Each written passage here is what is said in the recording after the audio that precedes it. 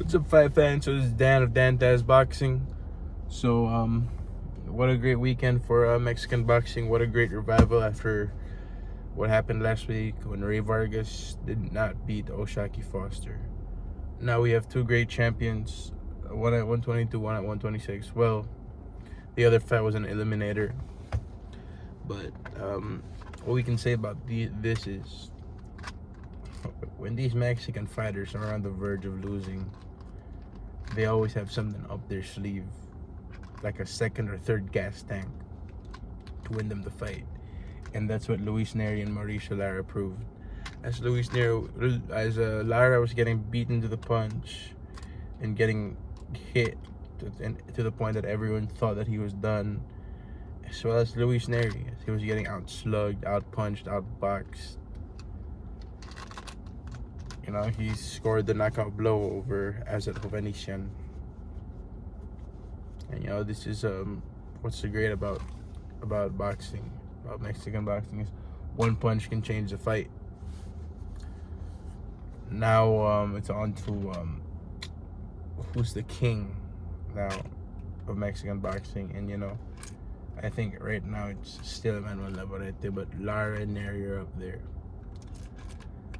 One fight that I'm really interested in seeing is a fight between Nery and the monster Naoya Inoue. He's called out Inoue. However, due to Nery not being allowed to enter Japan, the chances of that fight happening are very slim.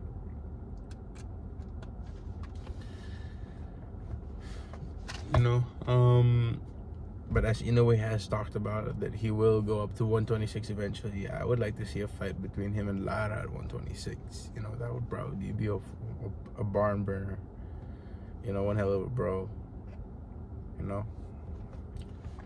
So yeah, it's what we got for 126. The next fights we got 126 is Maksaya versus Figueroa. For 122 we got Sam Goodman versus TJ Doheny. All Australian boxing match should take place in Tim Tszyu versus Tony Harrison undercard. Now for that fight, I think that it's a good test for Sam Goodman to face a former world champion. And if he beats Doheny, then he's one step closer to a shot of the world title. Heck, I think he should get a shot at the world title ASAP if he beats Doheny in spectacular fashion. But I think personally the winner of that fight should face Nery. I believe that would be a spectacular fight, so that we have no questions asked on who should fight the champion at 122 next, whether it's going to be Naoya Inoue or Stephen Fulton. But it's for the WBC WBO portion. Because on April 28th we have another fight happening as Marlon Tapales goes for the world titles once again, as he takes on MJ Akhmadaliev on the undercard of Jesse Bam Rodriguez versus Christian Gonzalez. You know, and many people will overlook Tapales, as Tapales got stopped by the guy who got stopped by Akhmadaliev. However, Tapales, you know, he always has that power under his sleeve, that when he's losing a fight, he comes, it's just an out of nowhere pang, sends the other guy out. I believe that this is something Tapales can do and execute against Akhmadaliev. So yeah, that's what we have here. Nery versus you know, this is the fights that are done, but I hope that at the end of the year we will have an undisputed champion at 122 pounds. That's just my wish for 2023. As for Mauricio Lara, one fight that I would like to see is an all-Mexican battle between him and Luis Alberto Lopez. That fight should be made straight up, an all-Mexican unification bout, straight up.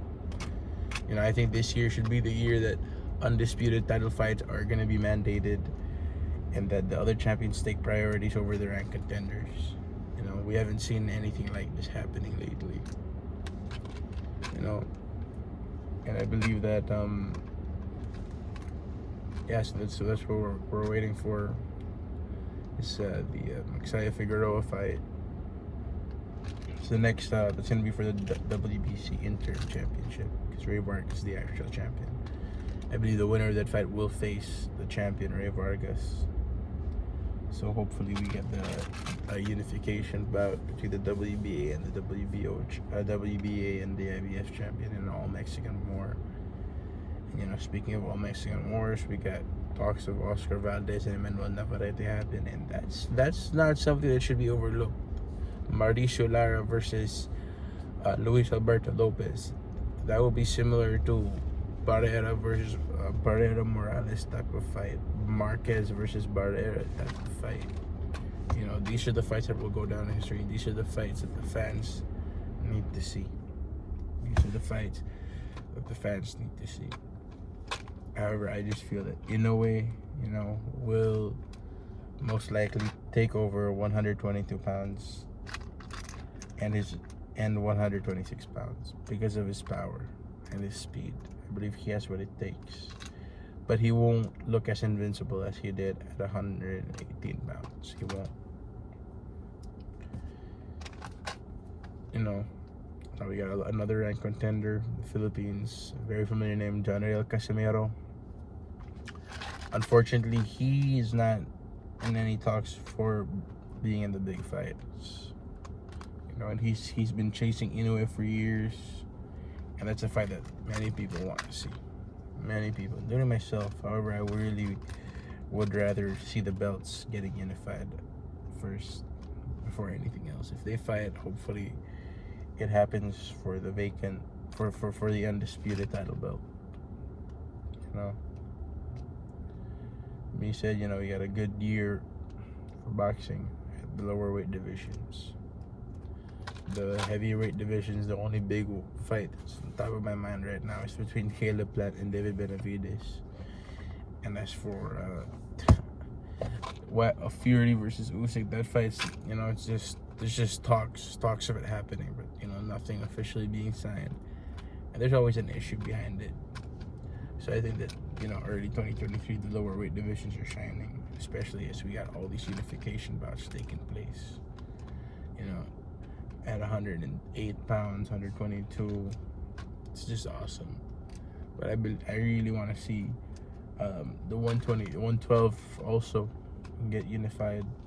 You know, it would be a good division to unify. At 108, we have a great champion in Kenshiro Taraji. He's going to be taking on Jonathan Gonzalez, who's already fought in Japan before. You know, no disrespect to Jonathan Gonzalez, but I just think that Kenshiro should win this fight with ease, just because of his style. And, you know, Kenshiro Taraji is the second Inoue. I would go as far as calling him Inoue Jr. You know, not to take away his accomplishments and give him, you know, not to put him in Inoue's shadow, but because of when people talk about Japan boxing, everyone thinks about Inoue. We got, you know, let's give this guy credit too. You know, he's another monster from Japan. He got stopped by Ibuki, and in the second fight, he dog walked him. So yeah, Kenshiro is another monster. I believe he's the man that will make the lower weight divisions have a bigger name. And eventually he's going to move up to 112 pounds. And like I said before, I want to see a fight between him and Jesse Bam Rodriguez take place.